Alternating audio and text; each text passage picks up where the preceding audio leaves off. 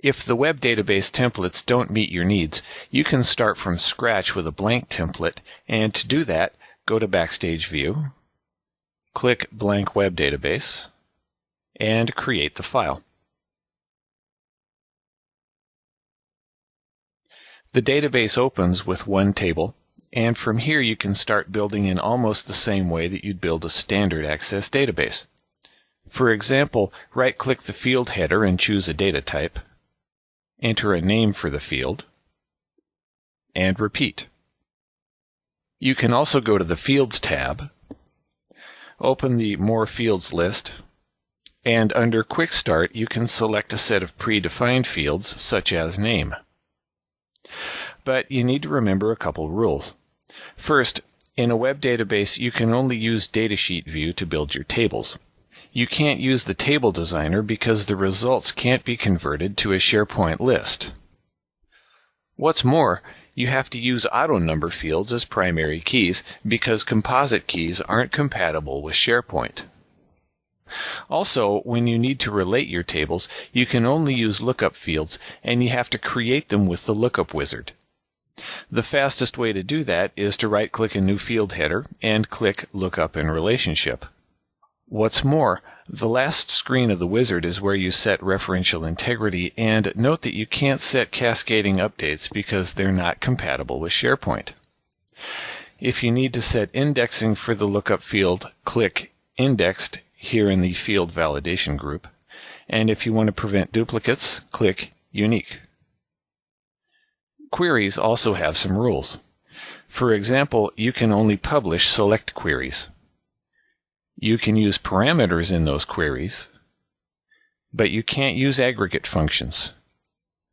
If you need to sum or group your data, you do that in a report, and we'll look at reports later in this video.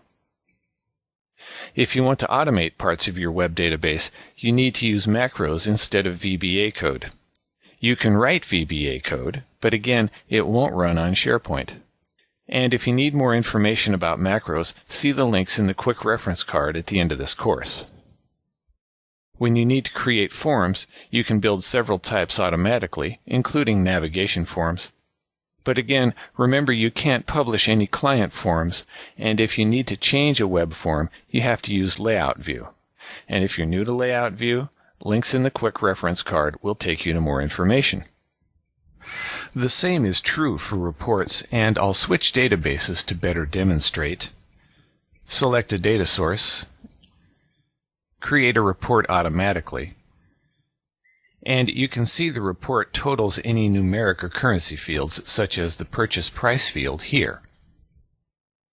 To group or sort your data, click Group and Sort, and that starts the Group, Sort, and Total pane here.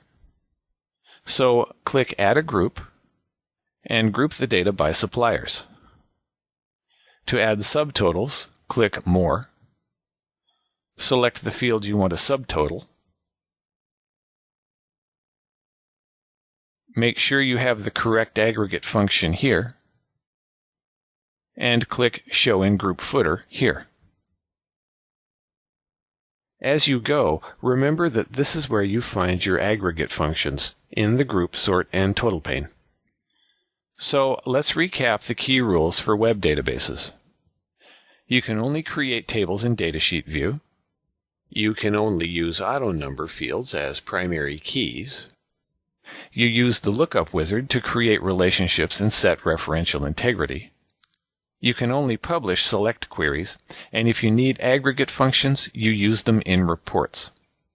To automate parts of your database, use macros instead of VBA code. And finally, you can create several types of forms and reports automatically, but you have to use Layout View to change them.